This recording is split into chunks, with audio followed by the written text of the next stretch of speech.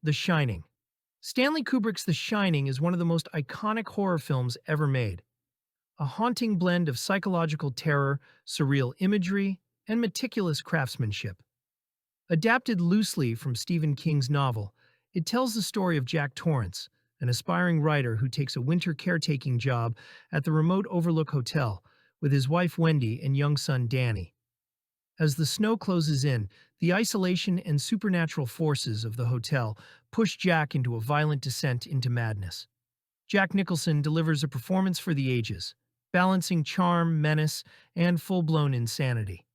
His gradual unraveling, from frustrated father to axe-wielding madman, is both terrifying and darkly mesmerizing. Shelley Duvall, as Wendy, gives an equally powerful performance, her nervous energy and fragility grounding the film in emotional reality. And Danny Lloyd, as Danny, captures the vulnerability of a child burdened with the psychic ability known as the Shining, which makes him a target for the hotel's malevolent forces. Kubrick's direction is meticulous. Every frame feels deliberate, from the vast tracking shots through the hotel's empty corridors to the unsettling symmetry of its rooms. The Overlook itself becomes a character, alive with whispers, visions, and ghostly inhabitants who blur the line between past and present. The chilling score, with its discordant strings and booming tones, adds to the oppressive atmosphere, making the hotel feel like a trap, closing in on its occupants. What makes The Shining endure is its ambiguity. Is Jack driven mad by supernatural forces, or is the isolation enough to unearth his demons? Kubrick refuses to provide easy answers, letting the horror seep into the spaces between what's shown and what's left unsaid. The imagery, the river of blood from the elevator, the ghostly twins in the hallway. Here's Johnny, has become part of cultural memory, endlessly referenced and imitated. At once grand and intimate, The Shining is a meditation on madness, family, and the destructive power of obsession. More than 4 decades later, it remains as chilling and hypnotic as ever, a film that redefined what horror could be and still casts its shadow across the genre. Friday the 13th. Camp Crystal Lake is being reopened after years of abandonment, despite local warnings about accidents, murders, and its reputation as Camp Blood. A group of young counselors arrives to prepare the camp for summer, treating the stories as superstition. As they settle into routine work around the cabins and woods, someone begins killing them one by one. The attacks are quiet, deliberate, and unseen, until it's already too late. The film keeps things simple and grounded.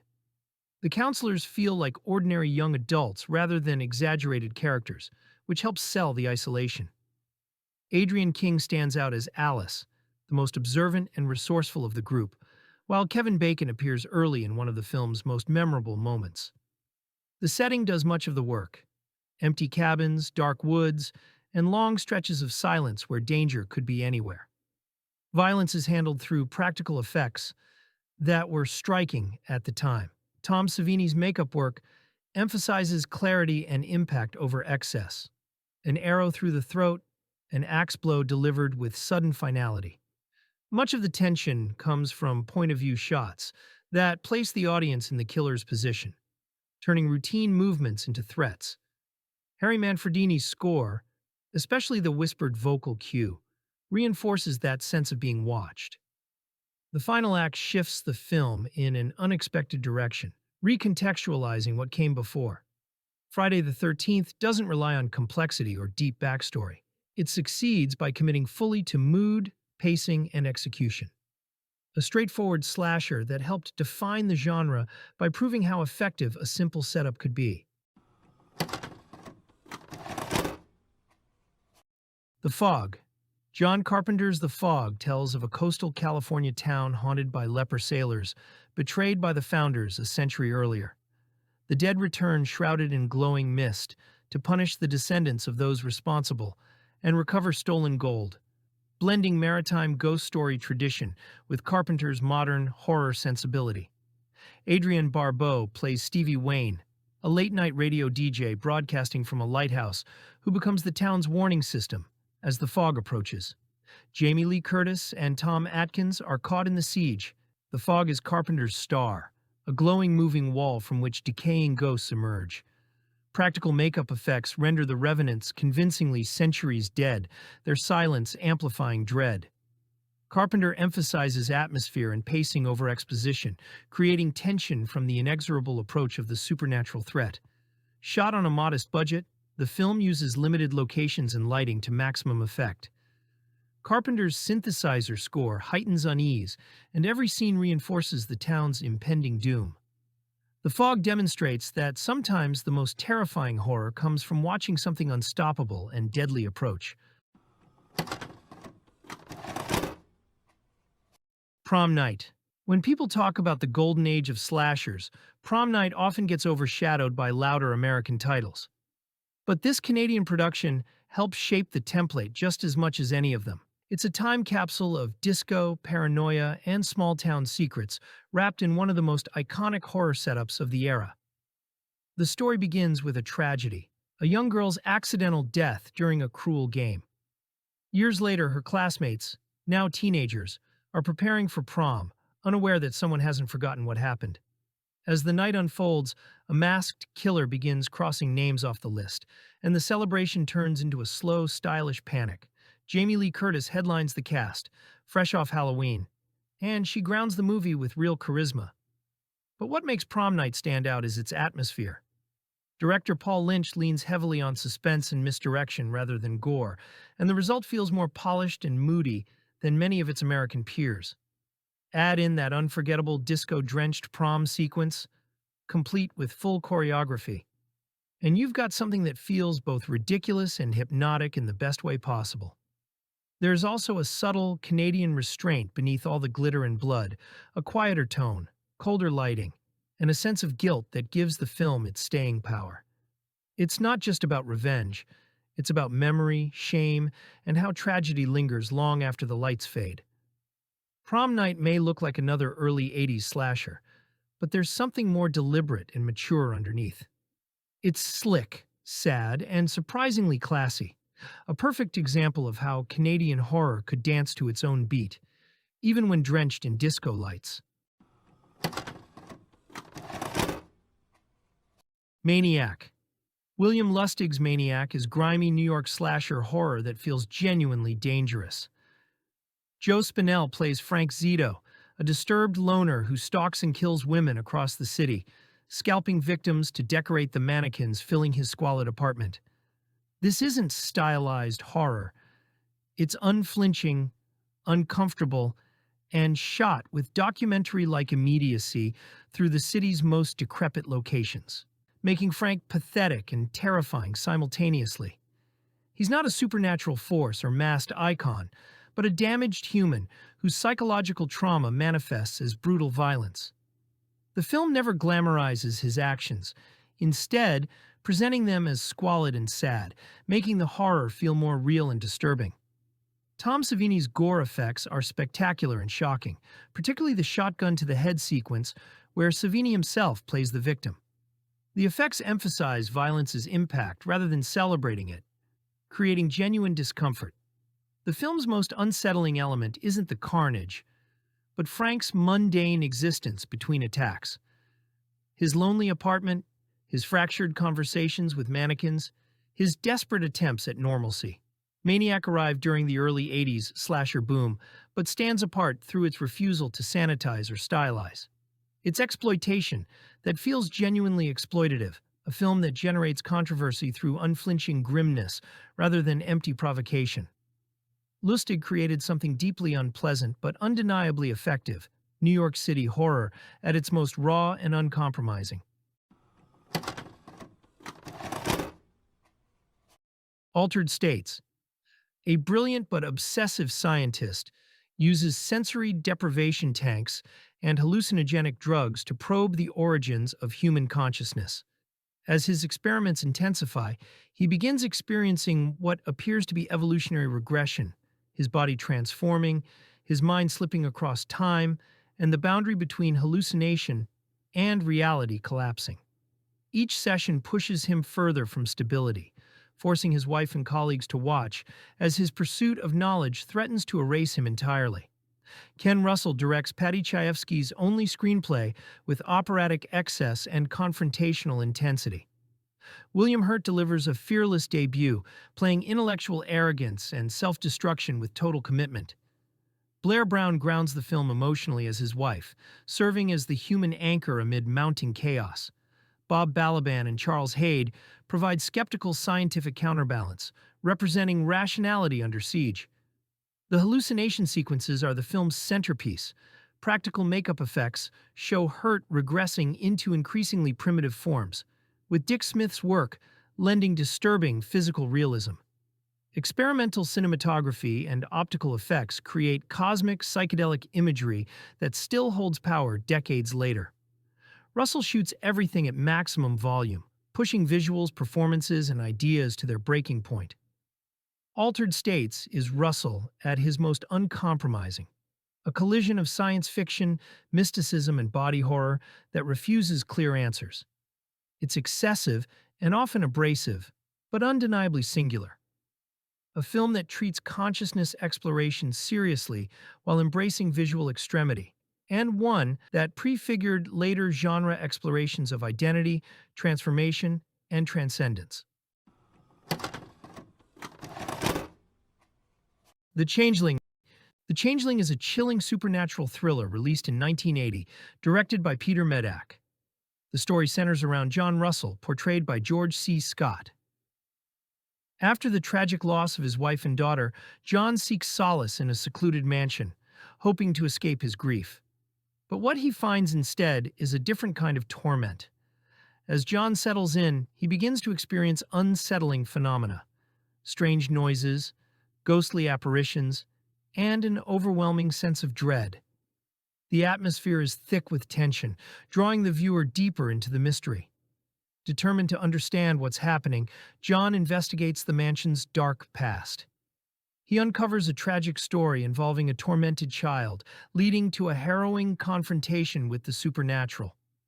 Joining John on his journey is Claire Norman, played by Trish Van Devere.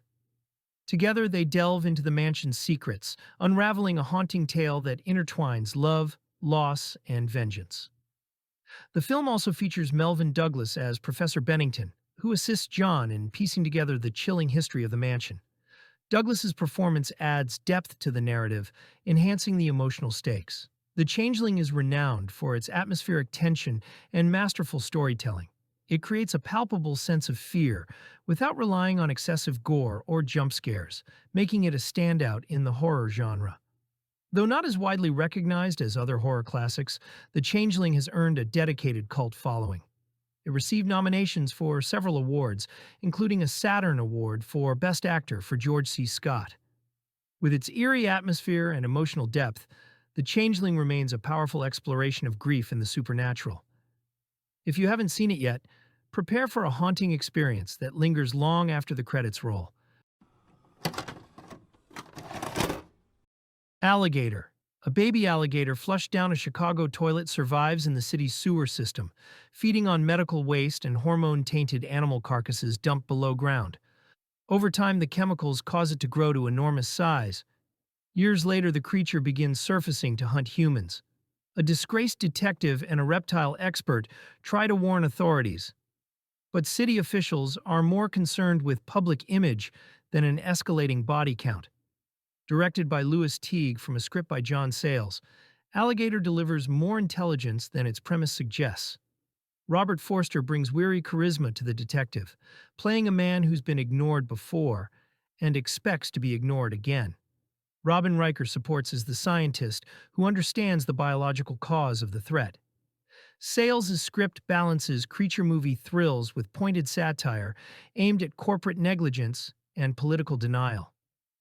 The effects blend real alligator footage, shot in scaled sets with mechanical creatures for close-up attacks. The illusion of size is convincing, giving the monster real physical presence. The kills are inventive and brutal: a swimming pool attack, a wedding massacre, and sewer ambushes, staged with practical stunts and gore. Nothing feels weightless or artificial. Alligator is smart B-movie filmmaking done right. It treats its monsters seriously while allowing room for humor and social commentary.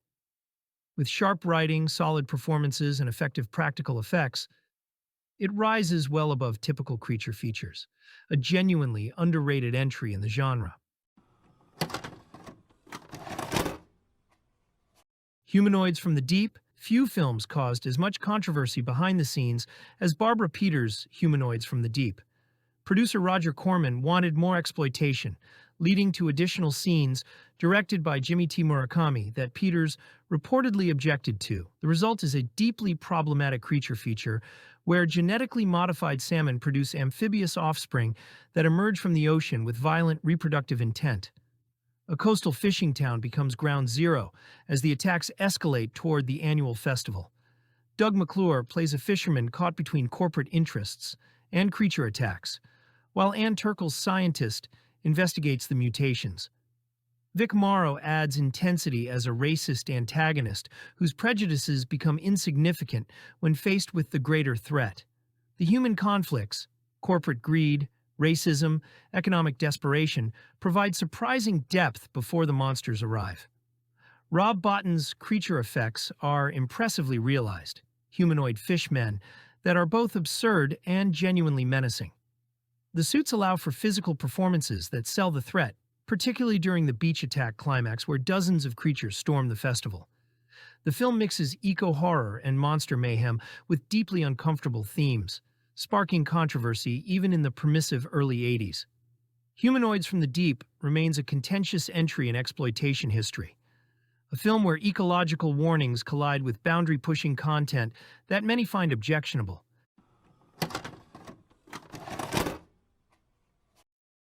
Saturn III. Set in a distant future, the film follows two scientists, Adam, played by Kirk Douglas, and Alex, played by Farrah Fawcett, who are stationed on a remote space station orbiting Saturn.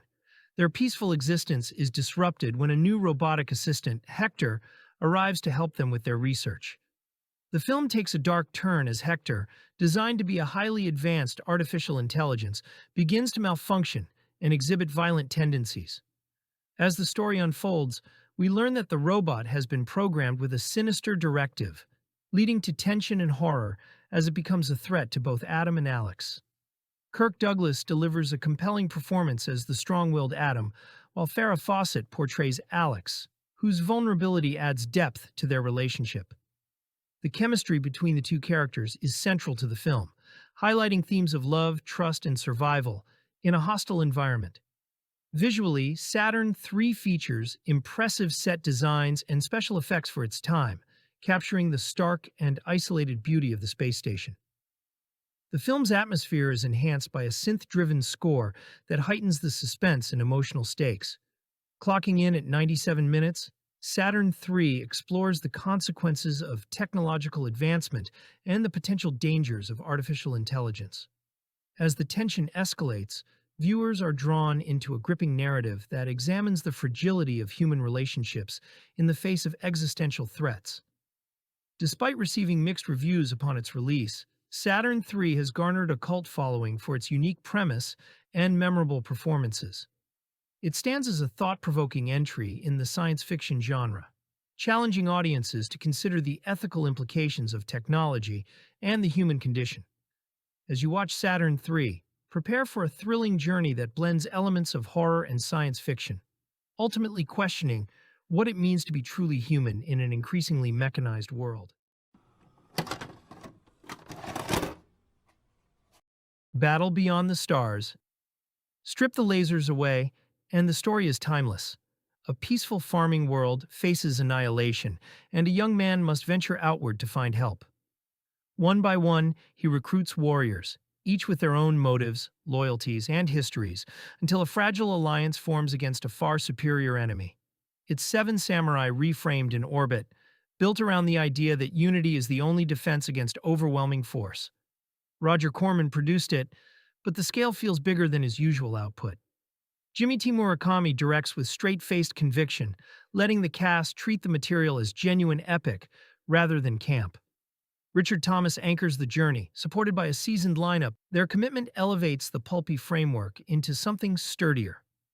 Behind the scenes, a young James Cameron handled production design and second unit work, shaping a surprisingly detailed visual world.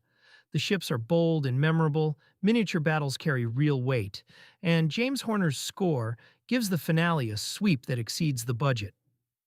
Battle Beyond the Stars endures because of that ambition. It feels handcrafted but never small. As early 80s space opera, it stands as proof that imagination, effort, and smart resource use can create something far grander than the numbers on the budget sheet suggest. Cannibal Holocaust.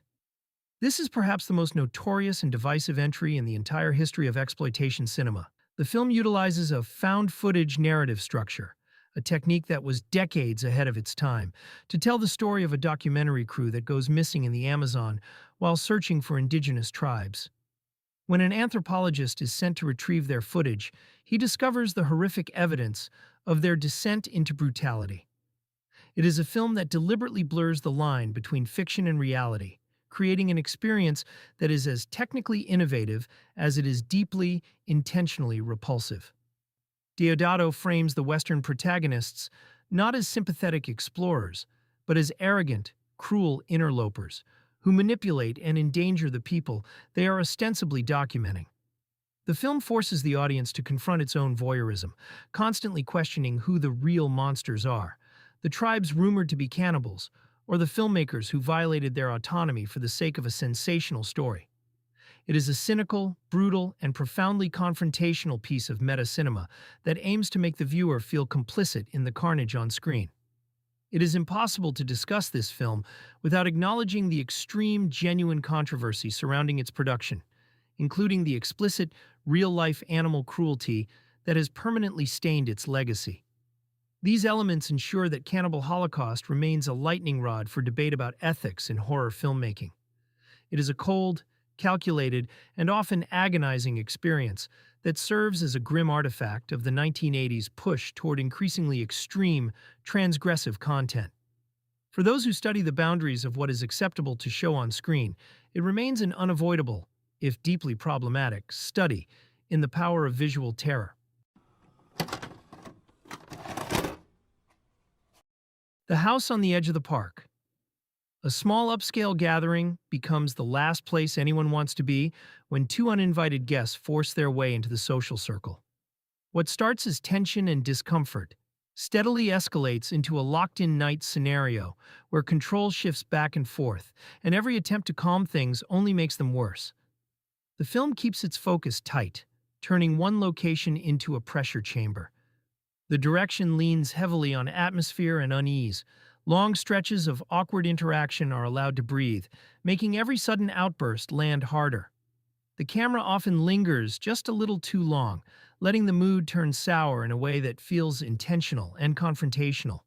It's exploitation-era filmmaking designed to provoke reaction, not comfort. The central performances are the engine. The lead antagonist is played with volatile charisma, unpredictable, taunting, and always pushing boundaries, while his partner adds a jittery, unstable edge that keeps every scene off balance. Together, they create a constant sense of threat, even in quieter moments. Best framed for modern audiences as a controversial home invasion shocker, the film's reputation comes from how far it pushes its premise and how committed it is to sustained dread. It's not a casual watch, but it is a memorable one, and very much a product of boundary-testing early 80s horror. Mother's Day. Three friends head into the New Jersey wilderness for a weekend reunion, expecting laughter and nostalgia. Instead, they stumble into the clutches of two deranged brothers and their sadistic mother, who rules over them with twisted devotion. What begins as a camping trip quickly spirals into a nightmare of cruelty, survival, and bloody revenge. Directed by Charles Kaufman and produced by Trauma Entertainment, Mother's Day is one of the most notorious exploitation films of its era. Beatrice Ponce delivers a chilling performance as the domineering matriarch, encouraging her sons to torment their captives in the name of family tradition. Nancy Hendrickson, Deborah Luce, and Tiana Pierce star as the women forced to endure the ordeal, bringing raw emotion to roles that shift from victimhood to resilience.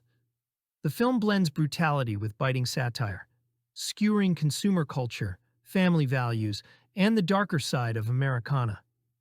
Its backwoods setting heightens the isolation, while the grim violence pushes boundaries even for the exploitation wave of the early 80s.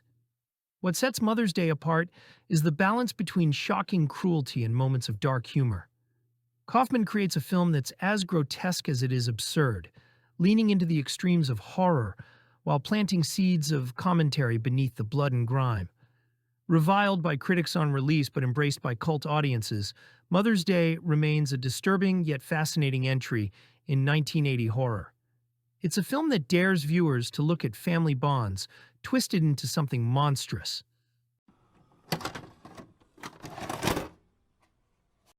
Don't Answer the Phone. Released at the height of the early 80s slasher boom, this film occupies a particularly sleazy, nihilistic corner of the subgenre. It centers on a deranged Vietnam veteran who stalks Los Angeles, terrorizing women through a series of increasingly brutal, calculated murders while taunting a local radio psychologist. Unlike the supernatural slasher icons gaining popularity at the time, the antagonist here is a hauntingly grounded figure of post-war disillusionment, making the violence feel uncomfortably real and stripped of any funhouse artifice. Director Robert Hammer emphasizes the grime of urban decay, capturing a city that feels genuinely dangerous. The film doesn't rely on elaborate traps or elaborate mythology. It thrives on a relentless, grimy intensity. It functions more as an exploitation-heavy character study of a broken man than a traditional whodunit. The pacing is deliberate and frequently grim, turning the act of answering the phone into an exercise in pure dread. It remains a divisive, highly provocative piece of cinema. While it lacks the polish or stylistic flourishes of its contemporaries, it succeeds in creating an atmosphere of total hopelessness. For the modern viewer, it serves as a raw, uncomfortable document of a specific era in exploitation filmmaking where the slasher wasn't a mythic entity, but a reflection of societal rot. Schizoid. A newspaper advice columnist dealing with a messy separation begins receiving disturbing anonymous messages, while members of her therapy group start turning up dead. The connection seems obvious, but the film keeps introducing new angles and suspects, turning every counseling session into a potential clue. Set against a gritty urban backdrop, the movie blends slasher mechanics with psychological thriller structure. Group therapy scenes become interrogation chambers in disguise, where shared secrets and personal grudges float to the surface. The question isn't just who's responsible, it's who's hiding what. The therapist is played with intense, offbeat energy, giving the character a magnetic but unsettling presence that keeps viewers guessing. Supporting cast members, including a few recognizable genre faces, add texture to the suspect pool and help sell the fractured group dynamic. The direction favors suspense over spectacle, using stalking sequences, threatening notes, and a signature cutting weapon to create identity without relying on elaborate effects. The pacing keeps tightening as the circle narrows, pushing toward a final stretch built on paranoia and misdirection. This is a solid example of early 80s psycho-slasher style, grounded, mean-edged, and slightly sleazy. The kind of thriller that feels right at home in a late-night horror lineup. Night of the Juggler. A child is grabbed off a New York sidewalk in broad daylight after a criminal mistakes her for someone else's daughter. Her father, a former police officer, witnesses the abduction and immediately gives chase. What follows is a citywide pursuit that barely slows down once it starts. The search tears across Manhattan streets, transit lines, and crowded public spaces. Every lead feels close, then slips away. The kidnapper grows more unstable as the night continues, raising the stakes with every hour that passes. The tension comes from motion and urgency rather than mystery. Director Robert Butler builds the film around continuous forward momentum. The lead performance sells the physical strain of the pursuit, with the character pushed to his limits again and again. The actor playing the abductor presents him as erratic and unpredictable, which keeps each encounter on edge. Action scenes rely on real locations and practical stunt work, vehicle chases, foot pursuits, and dangerous close calls staged in active city environments. The camera often stays wide enough to show the geography, giving the chase a grounded, documentary-like feel. It's a stripped-down urban thriller driven by pace and pressure, a lesser-known but effective example of late 70s and early 80s city-set suspense. City of the Living Dead. A priest hangs himself in a cemetery, and the act tears open a gateway to hell. In the town of Dunwich, the dead begin to rise and the laws of reality start to collapse. A psychic in New York experiences a vision of the coming catastrophe and joins forces with a journalist, racing to reach Dunwich before All Saints' Day, when the gates are said to open forever. Lucio Fulci abandons traditional logic almost immediately. Christopher George and Katrina McCall play their roles with calm seriousness, grounding the film even as it slips into surreal territory. Performances feel distant and restrained, which only adds to the sense that the world is coming undone. The violence is infamous and deliberately unpleasant. A woman expels her internal organs. A drill press becomes an execution device. Maggots rain from the sky in grotesque excess. Gianetto de Rossi's effects are tactile and lingering, designed to provoke physical discomfort. Fabio Frizzi's score alternates between mournful melodies and abrasive stings, reinforcing the film's unstable tone. City of the Living Dead isn't interested in explanation. It functions as pure nightmare cinema, messy, excessive, and often baffling, but deeply unsettling. One of Fulci's most uncompromising visions. If you're enjoying the video so far, take a second to like and subscribe, and let us know your favorite in the comments. Now, let's keep going. Inferno. The second entry in Argento's Three Mothers trilogy follows a young woman in New York who discovers her apartment building houses one of the three evil witches ruling the world. When she disappears, her brother travels from Rome to investigate, uncovering the building's dark history and the supernatural forces dwelling within. Argento prioritizes surreal atmosphere and visual spectacle over traditional narrative coherence. The brother navigates a nightmare that operates on dream logic rather than rational plotting. Argento creates some of the most visually stunning sequences in horror cinema. The underwater ballroom exploration is gorgeous and terrifying. Colored lighting transforms ordinary spaces into expressionist nightmares, and practical fire effects deliver spectacular climactic destruction. The production design emphasizes the building's architecture as character, Gothic details hiding behind modern facades. The narrative is deliberately fragmented, Argento more interested in creating sustained atmosphere and memorable set pieces than logical plotting. Characters wander through spaces that feel cursed, death arriving suddenly and brutally through rats, broken glass, falling debris, drowning. Inferno divided audiences. Some found it incoherent, others consider it Argento's most purely visual achievement. Nightmare City. A news helicopter tracks a mysterious aircraft as it makes an unscheduled landing, and within minutes, the situation spirals into full-scale panic.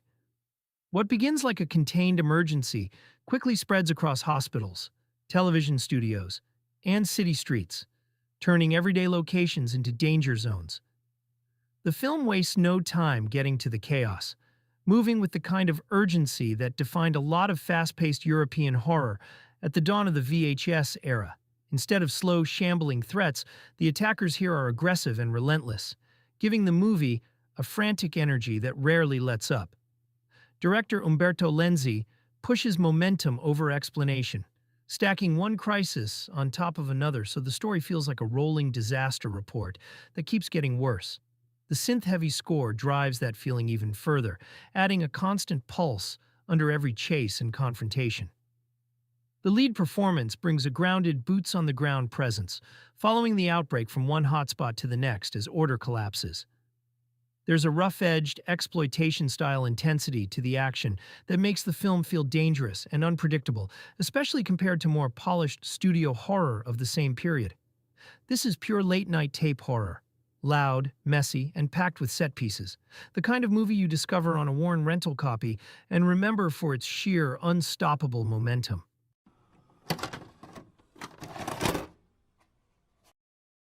Zombie Holocaust. Marino Girolami's chaotic slice of Italian exploitation, famously rebranded as Dr. Butcher MD in the States, is a frantic collision of disparate genre trends. The plot clumsily stitches together a medical mystery involving missing corpses at a New York hospital, with a jungle set expedition to a remote island. There, our intrepid and hopelessly ill-equipped explorers encounter a deranged surgeon who has taken the concept of medical research to a grotesque cannibalistic extreme. It operates with a total disregard for narrative logic, moving from urban procedural to tropical nightmare with the grace of a sledgehammer. The film serves as a visceral reminder of the era's appetite for extreme, anything-goes filmmaking. While the production values are notoriously flimsy, often relying on reused footage and shockingly unconvincing prosthetics, there is a demented energy that keeps the pace moving. The gore is frequent, over the top, and clearly aimed at shocking an audience already desensitized by the late 70s boom of transgressive cinema. It doesn't aspire to the heights of Romero's social commentary. Instead, it aims squarely at the visceral, lowbrow thrill of a drive-in double feature. Watching this unfold is an exercise in appreciating the sheer, unvarnished sleaze that define the bottom tier of the grindhouse circuit.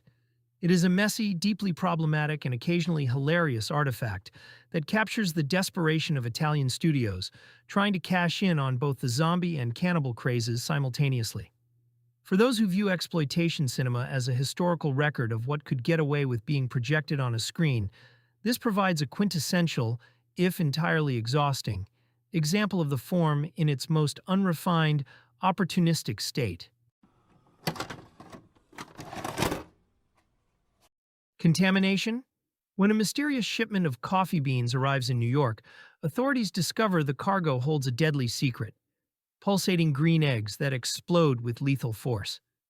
Anyone splattered by their contents dies in gruesome fashion, and the investigation leads to a conspiracy stretching from South America to NASA itself. At the center of it all is an alien creature pulling the strings, its influence infecting the human race, one victim at a time. Directed by Italian filmmaker Luigi Cozzi, working here under the name Louis Coates, Contamination is a bold attempt to ride the wave of Ridley Scott's Alien while creating something entirely its own. Ian McCulloch, fresh from Lucio Fulci's Zombie, stars as Colonel Holmes alongside Louise Marlowe and Marino Massé, who lend credibility to the pulpy chaos. The film's set pieces are unforgettable. Dimly lit warehouses stacked with glowing eggs, hazmat-suited investigators facing splattering doom, and the climactic reveal of a massive alien overlord. The practical effects, though rough around the edges, create a sense of grotesque spectacle that fans of Italian exploitation cinema treasure. What makes Contamination memorable is its blend of science fiction paranoia and graphic horror. It captures the anything-goes energy of Italian genre cinema, delivering wild ideas, over-the-top violence, and a pounding score by Goblin that elevates every scene. Dismissed by critics as a cheap knockoff, it instead earned cult status for its audacity and sheer entertainment value. Contamination may have borrowed inspiration, but it turned those ideas into something stranger, gorier, and impossible to forget. Hell of the Living Dead. A top-secret chemical operation goes wrong, and the fallout doesn't stay contained for long. A recovery team and a group of journalists head into the affected region, expecting a controlled mission, only to find that the situation has already moved beyond anyone's ability to manage it.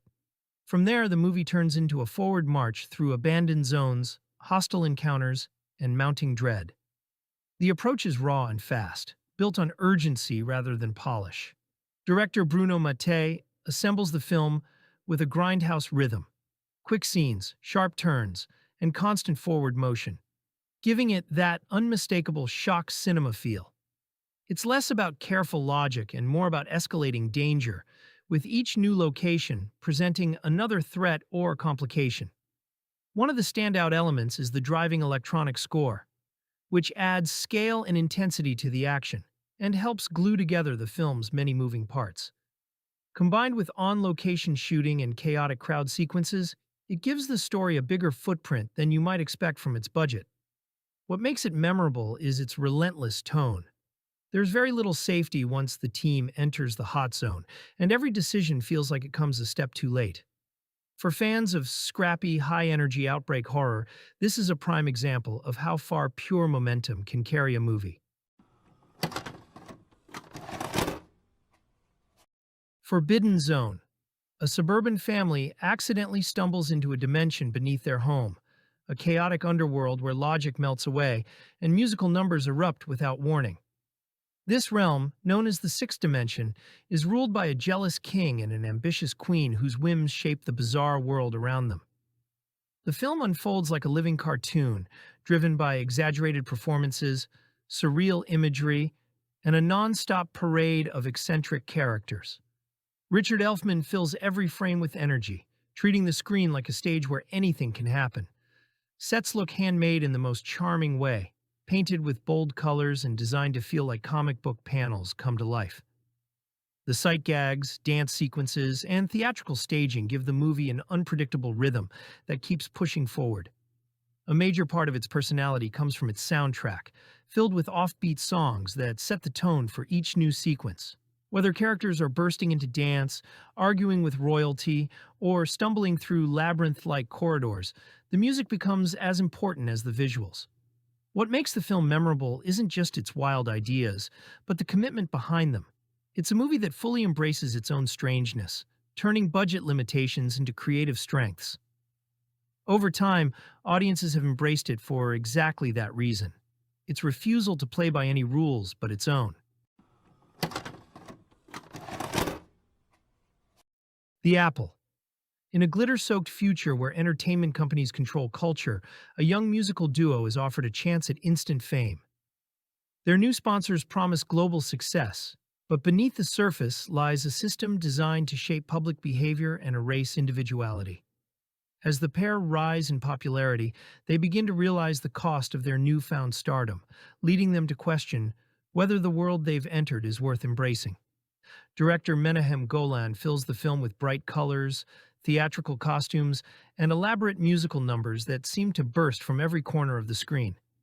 The songs serve as commentary on the character's journey, shifting from energetic pop to reflective ballads as the story unfolds. The production design creates a retro-futuristic world where television screens, neon signs, and oversized stage props dominate the landscape. Everything feels intentionally exaggerated to highlight how spectacle can overshadow authenticity. Despite being misunderstood upon release, the film has gained a devoted audience over the decades. Viewers have come to appreciate its boldness, sincerity, and unfiltered enthusiasm. It's a film that embraces its own excess, turning its most daring choices into its lasting charm. Encounters of the spooky kind. A loud, overconfident villager accepts a dare to spend the night inside a supposedly haunted temple. What he doesn't know is that someone has secretly arranged supernatural forces to make sure he never comes back out. The setup is deadly serious, but the way it plays out is anything but. Over the course of one long night, he faces reanimated corpses, spell-casting sorcerers, and the famous hopping vampires of Chinese folklore. His only real ally is a Taoist priest who understands the rules of the spirit world. Every encounter turns into a mix of magic ritual and martial arts showdown. This film is a key early entry in Hong Kong horror comedy. Sammo Hung directs and stars, building the movie around physical comedy, precise stunt work, and fast-moving fight choreography. The tone swings between creepy and playful on purpose, and the cast matches that rhythm beat for beat. Effects are practical and performance-driven. The undead creatures are created through makeup, costume, and movement style, rather than camera tricks. Wirework, impact gags, and prop-driven spell effects give the supernatural battles a handmade charm. It's energetic, inventive, and hugely influential, a genre-blending classic that proves horror, comedy, and kung fu can share the same stage.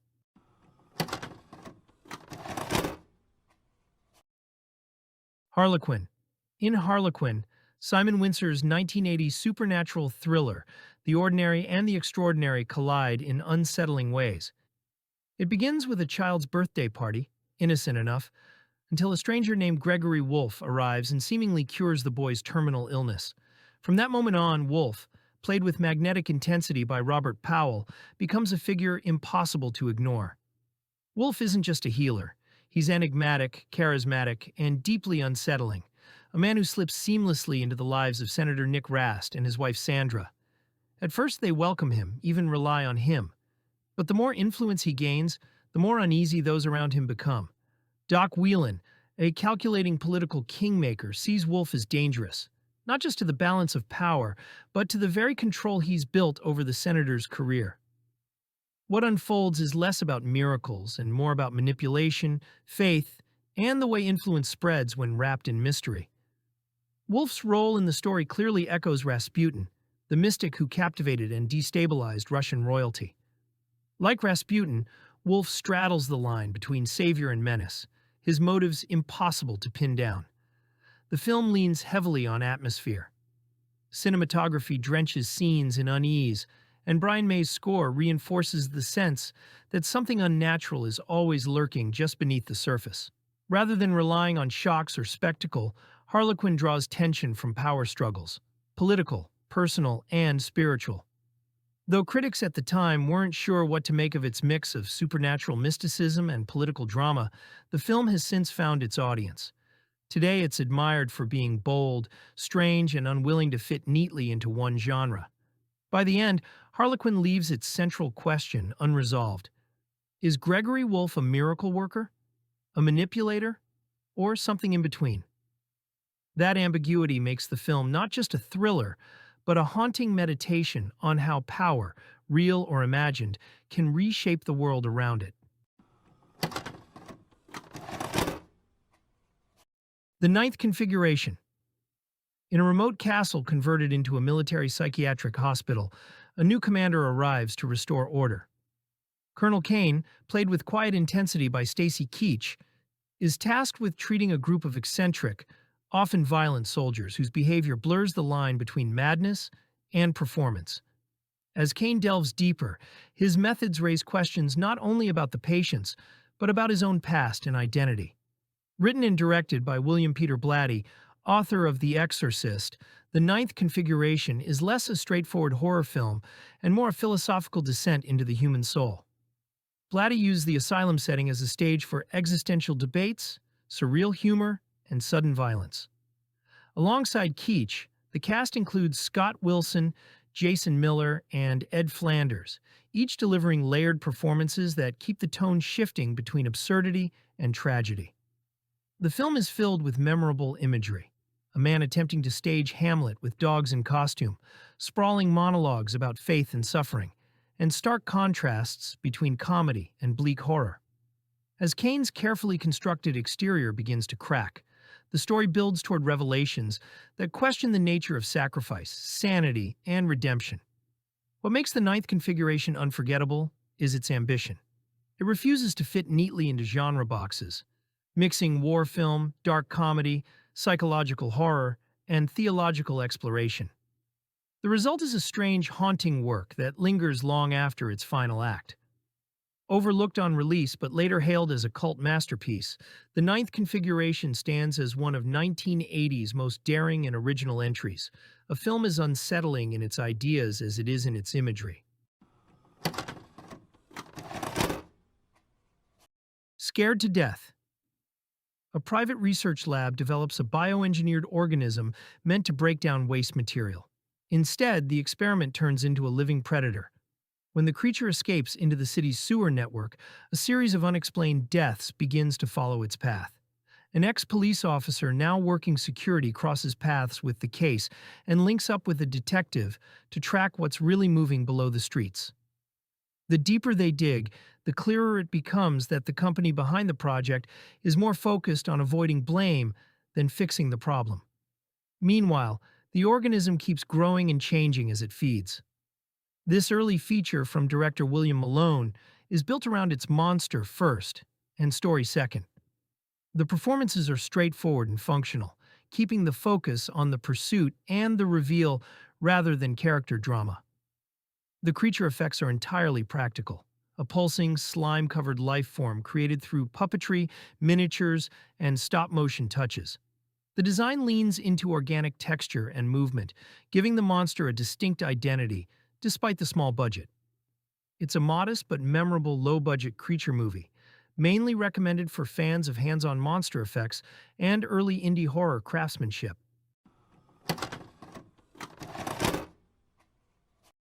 Christmas Evil. Obsessed with the idea of a perfect Christmas, a toy factory worker begins spiraling into darkness as his fixation turns violent.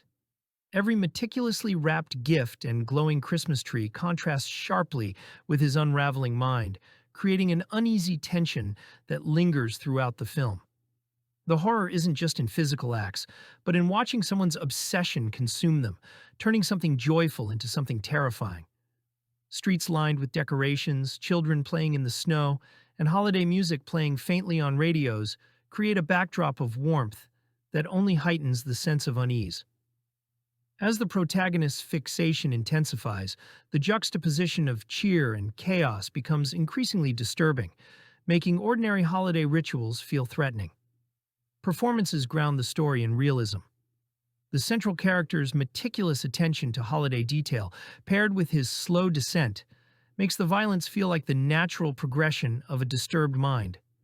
The film's VHS-era aesthetic, grainy visuals, tight framing, and synth-tinged score enhances the discomfort, giving it a tangible, almost voyeuristic quality. Though it initially polarized audiences, Christmas Evil has gained cult recognition for its unflinching look at obsession and seasonal dread. It proves that horror during the holidays doesn't require monsters or supernatural forces. Sometimes the scariest figure is someone driven to extreme by the very traditions meant to inspire joy. New Year's Evil. A high-concept slasher that captures the transition from the grounded terror of the 70s to the theatrical high-body count gimmickry of the 80s. Emmett Alston's film centers on a radio DJ who receives a threatening phone call mid-broadcast. The caller vows to murder one person for every time zone as the clock strikes midnight, turning a Los Angeles New Year's Eve celebration into an elaborate countdown. It is a premise that practically begs for suspense, placing the protagonist directly in the line of fire while the city's party atmosphere serves as an ironic backdrop to the mounting carnage. Alston leans into the gimmick-heavy aesthetic of the era, treating the killer's elaborate setup like a dark, perverse stage performance. Because the countdown structure is so rigid, the film manages to maintain a strange, frantic momentum even when the logic begins to fray. The killer, a masked, disorienting presence, is less a fully realized character and more a manifestation of the DJ's own fractured professional world, making the cat-and-mouse game feel surprisingly intimate despite the urban scale of the hunt. While the acting fluctuates between competent and wildly over-the-top, the film possesses a sleazy, neon-soaked charm that is hard to ignore. It is a quintessential piece of calendar horror, utilizing a specific holiday to create a sense of urgency that few slashers of the time bothered to replicate. For those who view these films as time capsules of regional, low-budget ingenuity, it remains a fascinating, if occasionally clumsy, example of how the slasher genre began to prioritize the how and when of the kill over the why. To All a Good Night. To All a Good Night holds the distinction of being the very first theatrical slasher film to feature a killer dressed as Santa Claus, beating both Christmas Evil and Silent Night, Deadly Night to theaters. Directed by David Hess, better known as Krug from Wes Craven's Last House on the Left, in his only directing effort, this micro-budget slasher was shot in just 10 days at a Santa Barbara mansion for around $70,000. The cast and crew literally lived in the same house they were filming in, eating, sleeping, and working non-stop to get it done. The plot is standard slasher fare. 2 years after a prank goes wrong at the Calvin Finishing School for Girls, resulting in a student's death, a handful of girls stay behind during Christmas break to party with their boyfriends. A maniac in a Santa suit begins picking them off one by one with knives, axes, crossbows, and even an airplane propeller. Jennifer Runyon, in her film debut, plays Nancy, the virginal final girl surrounded by sex-crazed classmates, who seem remarkably unconcerned that people keep disappearing. To All a Good Night suffers from notoriously poor lighting. Many scenes are so dark you can barely tell what's happening, even in the restored Blu-ray. The acting is rough, the logic is non-existent, and the twist ending feels desperate. But it has a scrappy, low-budget charm, a surprisingly high body count, and some genuinely inventive kills, courtesy of young effects artist Mark Shostrom. It's a messy, awkward film, but as one of the earliest examples of the killer Santa subgenre, it earns its place in VHS horror history. He Knows You're Alone. When the slasher wave first took off after Halloween, countless filmmakers rushed to put their own spin on the formula. Among the earliest was He Knows You're Alone, a film that found its audience on late-night TV and in the video store aisles thanks to its eerie premise, a killer stalking brides-to-be on the eve of their weddings. The story follows a young woman whose upcoming marriage is overshadowed by the feeling she's constantly being watched. Soon, the quiet suburban streets and bridal shops become hunting grounds for a faceless menace. The idea of tying matrimony to mortality gave the film a unique hook that stood out from other slashers, flooding the market at the time. Caitlin O'Heaney carries the lead role with vulnerability. But the film is most often remembered today for one reason. It marked the screen debut of Tom Hanks, who shows up in a small role and steals his brief scenes with the charm that would later make him a household name. Though not as polished or influential as Halloween or Friday the 13th, He Knows You're Alone carved out its place in horror history as one of the first imitators to make it to theaters, and later, the rental shelves. For fans of the era, it's a time capsule of that moment when slashers were brand new, raw, and finding their voice.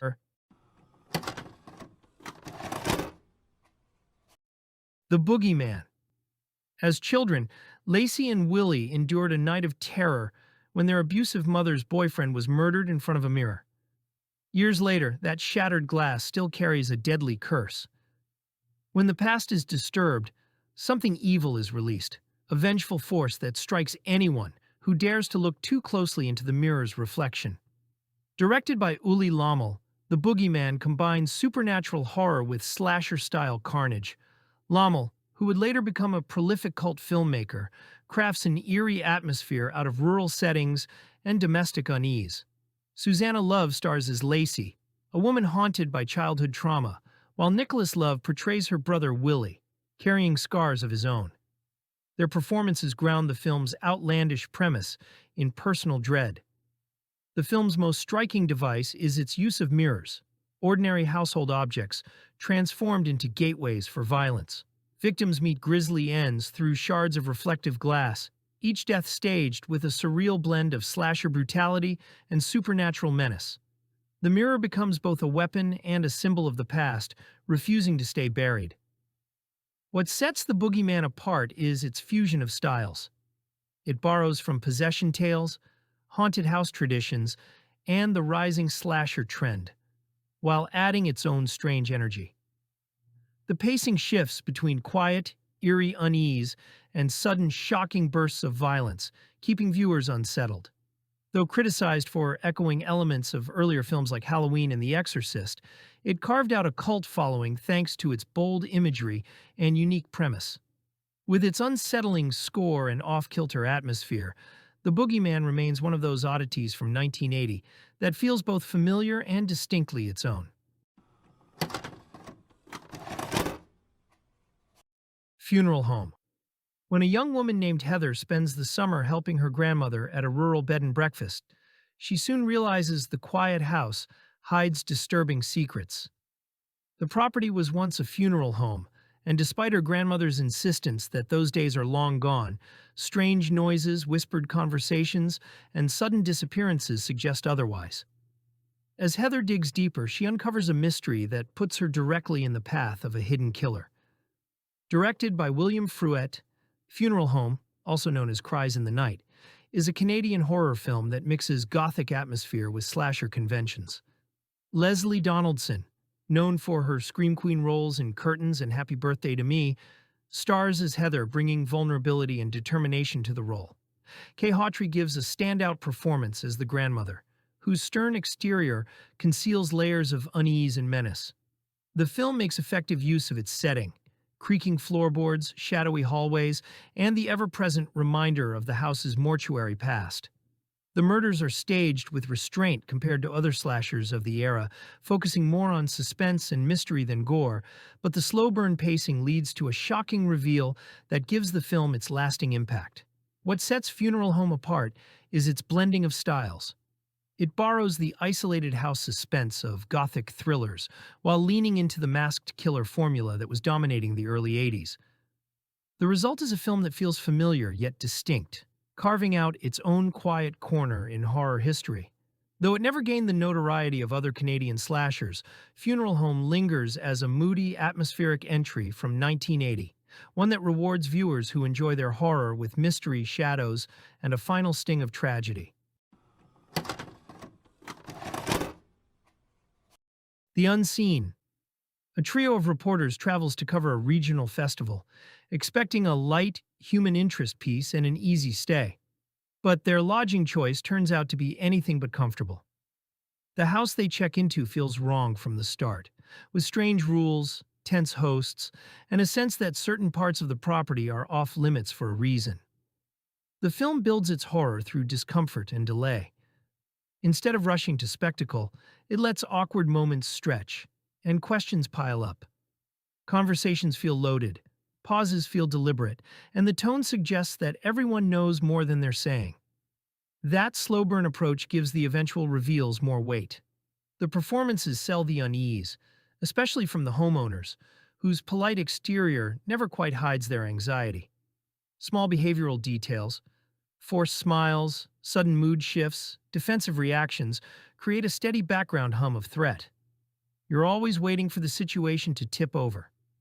Visually, the old house setting does a lot of the heavy lifting, with narrow hallways and shadowy rooms reinforcing the sense of confinement. Best described as slasher adjacent with a mystery core, it's a lesser-known title that rewards patience. For deep-cut horror fans, it's exactly the kind of tape-era discovery that sticks because of its mood. Terror on tour, stage blood, mock executions, and horror-themed rock shows are the selling point for a shock band known as the Clowns. Their concerts are built around fake on-stage killings and dark imagery. Offstage, though, someone begins targeting young women after the shows, and the crimes look uncomfortably close to the band's act. Because the stage routine already looks violent, the group quickly lands under suspicion. Investigators circle the tour while the body count grows, and the line between performance and real danger keeps getting thinner. The mystery plays out like a backstage whodunit wrapped inside a grimy club tour. The movie mixes slasher structure with a pseudo-behind-the-scenes rock feel. Director Don Edmonds leans into the live performance energy, often shooting the band numbers like a raw concert film. Most of the budget shows up on stage. The concert effects use practical tricks to simulate violent acts in front of the crowd, echoing what happens in the real attacks. The offstage murder scenes are more direct and more grounded, using simple practical gore and close-up staging. The lighting and camera work favor a worn, late 70s club atmosphere over polish. It is a gritty exploitation piece, uneven but historically interesting, especially as a snapshot of early shock rock theatrics crossing into horror storytelling. Best approached as a niche cult curiosity rather than a polished slasher. Fade to black. A lonely film fanatic lives almost entirely through the movies he watches, measuring the real world against the characters and stories playing on his screen. When personal setbacks and public embarrassments pile up, fantasy starts to bleed into reality, and performance becomes his way of coping. And then something more dangerous. The hook is built around classic cinema obsession. The main character recreates iconic looks and personas from old films, turning familiar Hollywood imagery into something darker and more personal. It gives the movie a layered appeal, part character study, part genre thriller, and part love letter to film history. The lead performance carries nearly every scene, balancing sympathy and unease so the character never feels one note. You understand his isolation even as his choices grow more extreme. The Los Angeles setting adds to that feeling, bright, crowded, and yet completely impersonal, making his disconnect feel even sharper. Tonally, it shifts between dark humor and psychological horror, which keeps it unpredictable. References and visual homages reward movie-savvy viewers, while the central descent story keeps the tension moving forward. This is a standout VHS-era oddity, not a creature feature or standard slasher, but a media obsession thriller that feels tailor-made for film fans digging through cult catalogs. Blood Beach. Something beneath the sand of a Southern California beach is dragging people underground, leaving behind scattered belongings and streaks of blood. A detective investigates the disappearances as local officials argue over whether closing the beach during tourist season is worth the panic it would cause. As the attacks spread from isolated areas to crowded public spaces, it becomes clear the threat isn't in the water. It's directly underfoot. Jeffrey Bloom directs a creature feature clearly influenced by Jaws, but relocated to land. John Saxon leads as the investigator with worn-down authority, while David Huffman and Mariana Hill provide a personal connection to the early victims. Burt Young plays a skeptical police captain more concerned with optics than safety. The performances stay grounded even as the film leans into familiar B-movie rhythms. The creature is mostly unseen, attacking from below. Sand erupts, victims are yanked underground mid-step, and brief glimpses of tentacles suggest something large and predatory beneath the surface. Even in the climax, the threat remains only partially visible, relying on implication rather than a full reveal. The beach setting works well, wide open, impossible to secure, and dangerous precisely because it feels safe. Blood Beach is modest exploitation that delivers a simple hook and sticks to it. It doesn't reinvent the genre, but it understands how to build tension through denial, delay, and environment.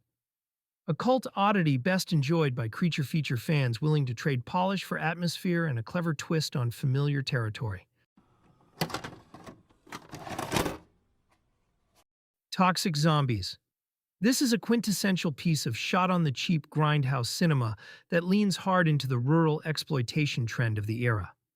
The premise is startlingly straightforward. A group of campers in the deep woods are exposed to a toxic chemical dump, which, predictably, turns them into flesh-eating, machete-wielding maniacs. Rather than the lumbering, slow-moving ghouls of Romero's work, the zombies here are aggressive, angry, and remarkably good with farm equipment. It functions as a primitive slasher-zombie hybrid, capturing the grimy, unfiltered aesthetic of the late 70s drive-in scene as it transitioned into the early 80s. The film operates with a chaotic, frenetic energy that prioritizes sheer brutality over any pretense of narrative cohesion. The acting ranges from amateurish to hilariously intense, and the practical gore effects, while crude, possess a visceral, DIY quality that makes the violence feel strangely impactful. There is an underlying cynical critique of environmental irresponsibility buried under the layers of exploitation. But the film is far more interested in tracking the killers as they pick off victims in increasingly isolated woodland settings. It is difficult to argue for the technical merits of this production, yet it remains a fascinating time capsule for fans of low-budget, regional horror. It captures the raw, dangerous feeling of a film made in the middle of nowhere, with a shoestring budget and a singular focus on delivering unrelenting chaos. For viewers who enjoy the video nasty era or the grungiest corners of independent horror, this provides a rough-hewn, uncompromisingly bleak look at how quickly a vacation can devolve into a survival nightmare. The Children. A school bus drives through a toxic cloud on a quiet rural road, and when it emerges, the kids inside are no longer the same. Their skin pale, their smiles frozen, and their touch carrying a deadly charge, the children return home. But now they bring death to anyone who embraces them. What should be a symbol of innocence becomes a nightmare, as parents and townsfolk realize that their own children are the killers. Directed by Max Kalmanowicz, The Children takes a low-budget concept and pushes it into shocking territory. The film stars Martin Shakar and Gil Rogers, with Gail Garnett giving a standout performance as a mother forced to confront the unthinkable. While the acting may be uneven, the premise is carried by its audacity and its willingness to go places that other horror films of the era avoided. The imagery is both absurd and disturbing. Tiny figures in school uniforms walking slowly across fields, their hands outstretched, bringing instant death to anyone they touch. The blackened fingernails of the children serve as a chilling visual marker, transforming something mundane into a symbol of horror.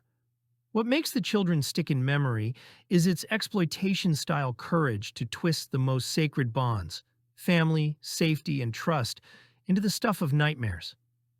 It was never destined for mainstream success, but its VHS life turned it into a notorious cult title, remembered for both its camp value and its unsettling concept. Equal parts ridiculous and disturbing, The Children proves that sometimes the most frightening monsters are the ones you least expect, the ones sitting at your dinner table, waiting with open arms. Without warning, 7 years before Predator, Graydon Clark made a film about an alien trophy hunter stalking human prey in isolated forest terrain using advanced weapons and camouflage. Teenagers heading to a remote lake become targets for an extraterrestrial using living disc-like weapons that attach and drain victims, while a paranoid veteran desperately tries to warn anyone who will listen. Jack Palance delivers an unhinged performance as the veteran who's encountered the alien before, playing paranoia with zero restraint. Martin Landau appears as the local store owner who understands the threat but can't stop it. The young cast, including David Caruso in an early role, handles escalating terror with appropriate urgency. Kevin Peter Hall, who would later become the Predator, plays the alien in a practical suit that's more bizarre than threatening, a lumpy reptilian thing that's effective despite costume limitations. The disc weapons are memorably grotesque, pulsating, organic things that latch onto victims. Stan Winston contributed creature effects work that elevates the technical aspects. It's straightforward B-movie horror that knows its strengths, offering unpretentious alien hunter mayhem before Hollywood did it with 10 times the budget. Virus. This ambitious, high-concept disaster film, known in Japan as Fukatsu no Hai, stands as one of the most gargantuan productions of the era. Eschewing the small-scale grit typical of the time, the story follows the aftermath of a bioengineered pathogen that wipes out nearly the entire human population, leaving only a handful of scientists and military personnel isolated in Antarctica. It is a sweeping international effort that blends the Cold War paranoia of the 70s with the grand apocalyptic spectacle that would define the 80s. Kinji Fukasaku, best known for his unflinching Yakuza films, brings a surprisingly melancholic and thoughtful touch to this global catastrophe. Rather than focusing solely on the destruction, the narrative tracks the desperate attempt to maintain a vestige of civilization at the edge of the world. The film is defined by its massive scale, utilizing real locations and a sprawling multinational cast to create a sense of genuine global stakes. It is a rare disaster movie that feels less like a B-movie thrill ride and more like a somber meditation on extinction. For the modern viewer, this serves as a hauntingly relevant piece of speculative fiction. It moves at a glacial pace, reflecting the absolute isolation of its survivors. Yet its sheer scale and commitment to a bleak, plausible end-of-the-world scenario make it a standout entry in the genre. While its length can be daunting, the patience of the film rewards the audience with a profound, terrifying look at the fragility of our systems and the lengths we go to survive when there is nothing left to lose. Motel Hell. Farmer Vincent runs a quiet roadside motel and sells popular smoked meats to the surrounding community. The business is thriving, though no one asks too many questions about where the meat comes from. Along with his sister Ida, Vincent captures travelers from the nearby highway and keeps them buried in a hidden garden, alive but silenced, until they're ready to be processed. The routine holds until Vincent saves a young woman from a staged accident and decides he doesn't want her to share the same fate. The film plays its premise with complete seriousness. Rory Calhoun gives a surprisingly restrained performance as Vincent, presenting him as polite, soft-spoken, and unsettlingly sincere. He believes in what he's doing, which makes him more disturbing than a typical villain. Nancy Parsons leans harder into the grotesque as Ida, whose loyalty to family overrides any sense of morality. Paul Linke appears as Vincent's sheriff brother, offering an uneasy contrast to the rest of the family operation. One image defines the film: victims buried up to their necks in the soil, unable to move or call for help. It's simple, uncomfortable, and memorable. The effects are minimal but effective, relying on performance and framing rather than excess gore. Even the more outrageous moments, including the chainsaw-heavy finale, are staged with practical weight that keeps the danger believable. Motel Hell balances horror and dark humor by refusing to undercut itself. The absurdity is never acknowledged on screen, which allows the premise to remain unsettling instead of playful.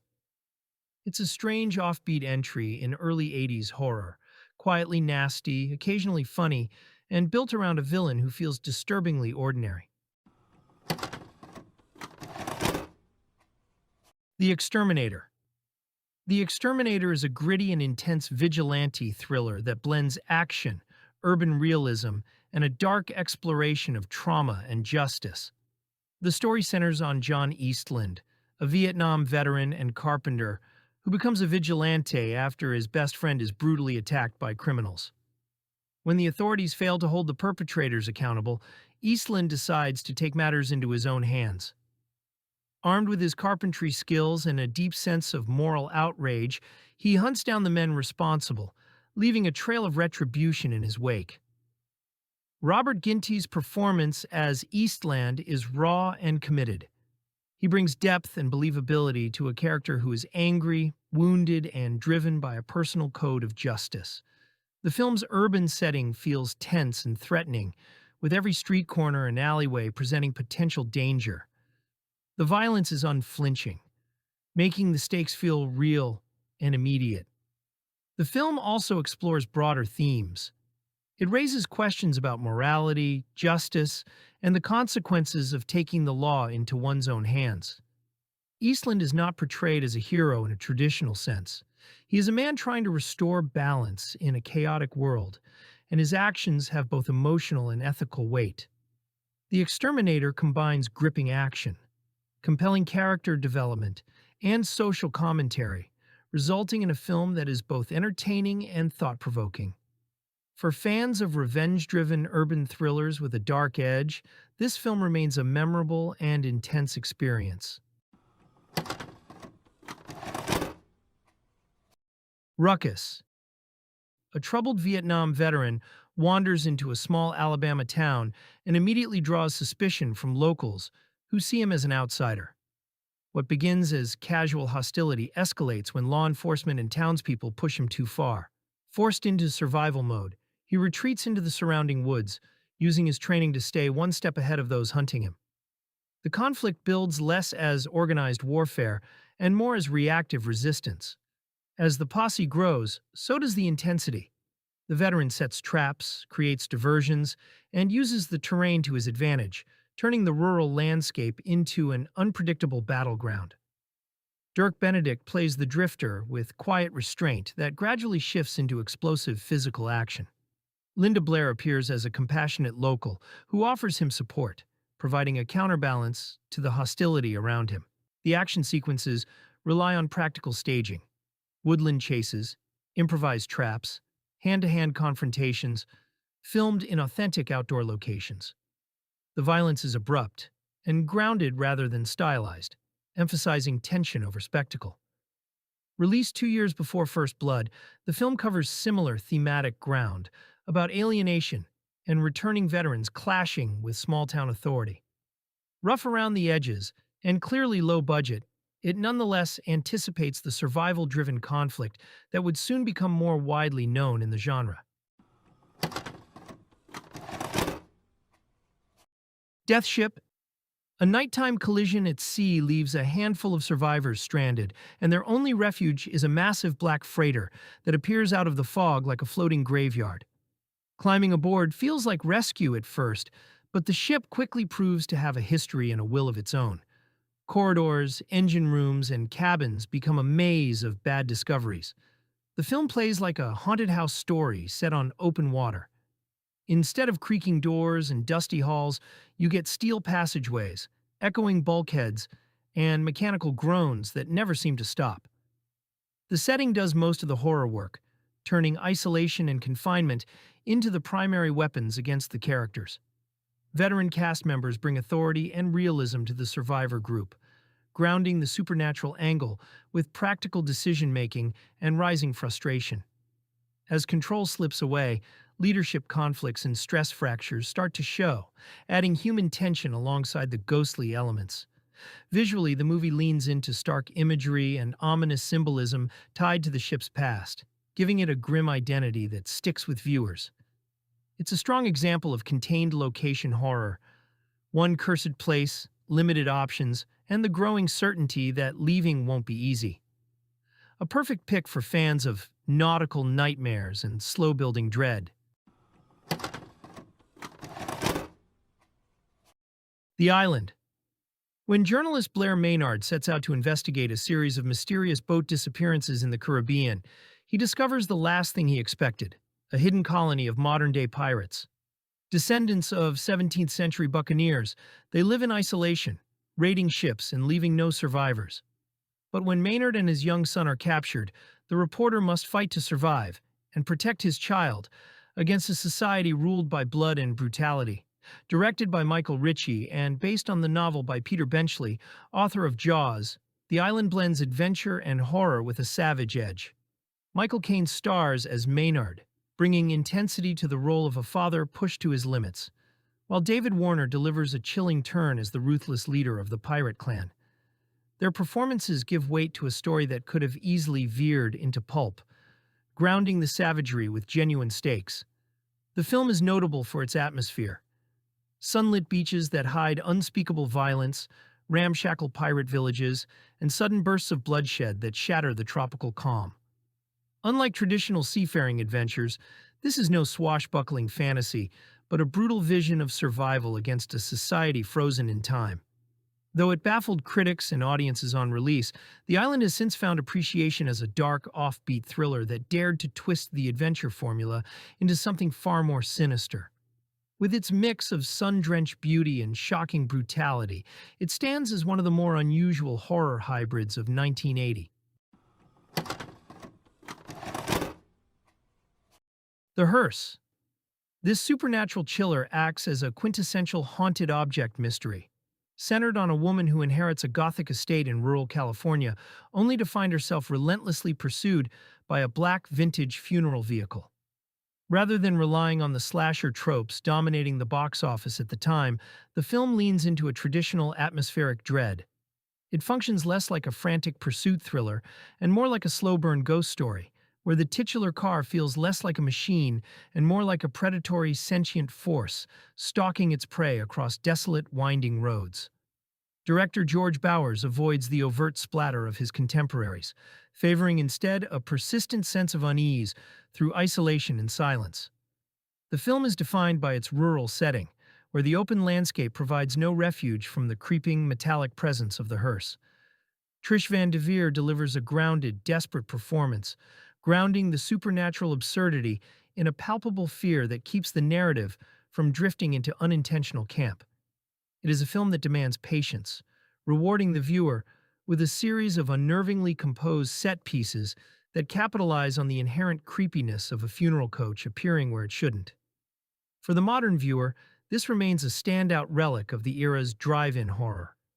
While it may not possess the kinetic energy of a fast-paced slasher, its commitment to a singular, strange premise creates a unique, haunting experience. It is a lean, mean piece of Gothic-inflected cinema that proves you don't need a masked maniac to deliver a genuine sense of existential terror. Sometimes the most haunting image is simply the slow approach of a car you can never outrun.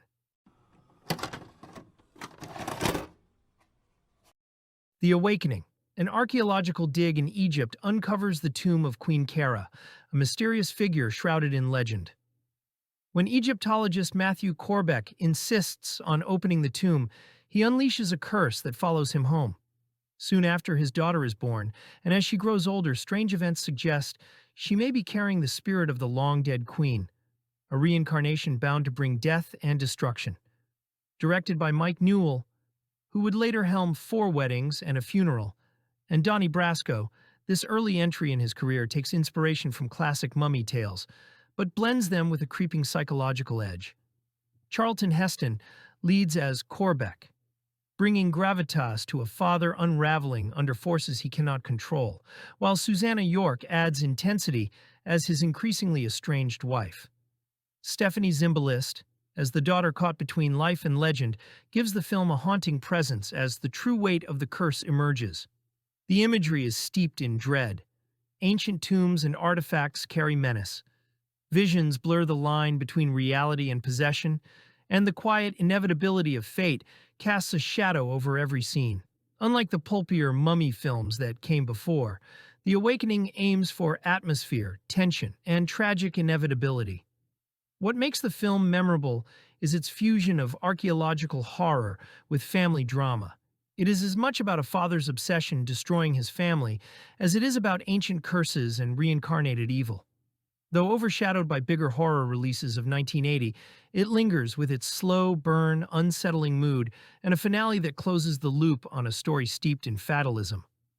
The Awakening is a reminder that sometimes horror doesn't come with jump scares or gore. It comes from the weight of history, pressing down on the present until it breaks. Macabre. In New Orleans, a grieving mother clings to her past in ways that defy sanity. Jane Baker, devastated by the death of her young son, isolates herself in a boarding house, while her daughter tries desperately to reach her. But Jane's mourning hides a grotesque secret, one that turns love and loss into something horrifyingly unnatural.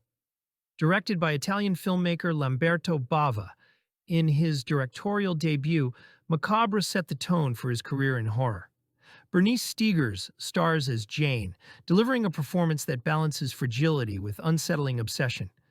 Stanko Molnar plays the blind landlord who begins to suspect what's happening in Jane's room, while Veronica Zinni takes on the role of the increasingly desperate daughter. The film thrives on atmosphere. The sweltering southern heat, the claustrophobic boarding house, and the slow unraveling of Jane's psyche. Unlike the splatter-driven Italian horrors of the time, Macabre leans on psychological unease and taboo-breaking imagery, saving its most shocking revelation for the finale. What makes Macabre stand out is its willingness to push boundaries. While the pace is deliberate, the payoff is unforgettable, cementing the film's reputation as one of the boldest Italian horror debuts. Bava shows a knack for tension and perversity, carving his own identity while nodding to his father, Mario Bava, the master of Italian Gothic cinema. Not as widely known as the later gore spectacles of the decade, Macabre lingers in memory for its unnerving portrayal of grief turned monstrous. It's a film that unsettles, not with jump scares, but with the chilling suggestion of how far someone might go to hold on to the dead. The Night of the Hunted. On a lonely stretch of road, a man rescues a disoriented young woman who seems to have lost not only her way, but also her memory. He brings her to a mysterious high-rise clinic, where she joins others suffering from the same strange condition. Their identities fading, their thoughts slipping away. But this is no ordinary hospital. Surveillance, confinement, and sudden acts of violence hint at something sinister behind the walls. Directed by French filmmaker Jean Rollin, best known for his surreal vampire films, The Night of the Hunted takes a different path.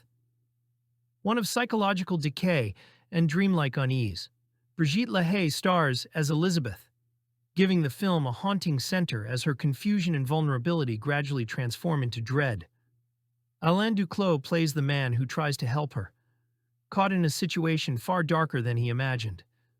The imagery is stark and unsettling. Patients wandering blank-eyed through sterile corridors, faces pressed against glass, and sudden bursts of violence that pierce the slow, hypnotic rhythm. Rollins strips away Gothic trappings, replacing them with a cold, modern landscape that feels just as otherworldly. What makes The Night of the Hunted memorable is its mood. It's less about jump scares than it is about the horror of losing yourself, piece by piece, while under the control of unseen forces. The The film blends exploitation elements with genuine atmosphere, creating something at once bleak and strangely poetic. Though overshadowed by Rollins' more famous works, this 1980 entry endures as one of his most chilling experiments, a horror film that turns amnesia into a slow-motion apocalypse of the mind. Beyond Evil. An architect and his wife move into a colonial mansion on a remote island in the Philippines, ignoring the local legends about the property's blood-soaked history.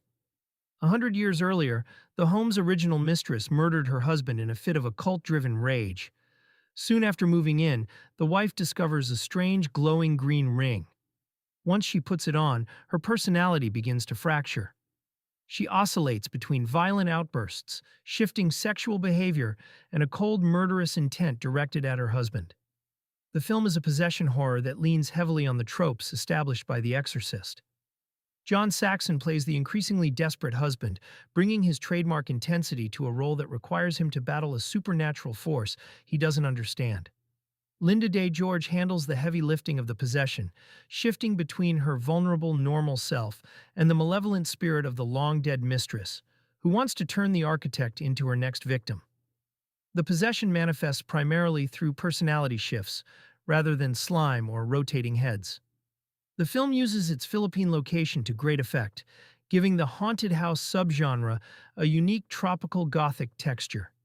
The colonial mansion provides an atmosphere of decaying grandeur, with the heat and isolation adding a layer of claustrophobia that a standard suburban setting wouldn't have. Saxon's presence elevates the B-movie material, making the husband's struggle feel grounded. While the plot follows a familiar path, researching the house's past and seeking help from local experts, the combination of the island setting, the death trap mansion, and the eerie green glow of the cursed ring makes it a standout of the early 80s video era.